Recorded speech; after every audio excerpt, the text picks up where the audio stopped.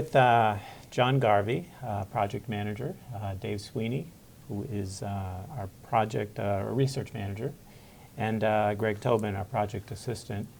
And we've contracted with you guys to do a social media study. Take a look at some of the things we're doing and some of the things that are going on within the ATE community, with social media.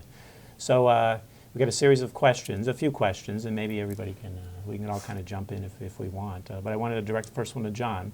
You've undertook 2 studies here, and can you tell us a little bit about the way the ATE community and some of the centers and projects are disseminating information?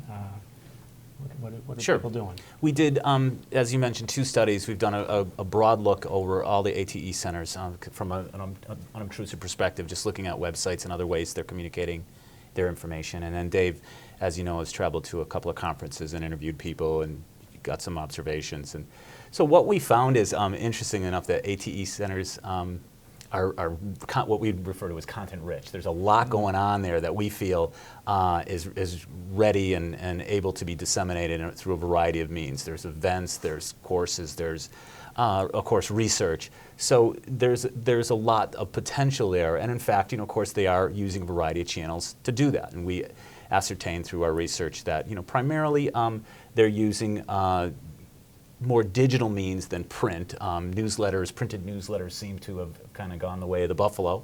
And they're using things like email and email newsletters primarily.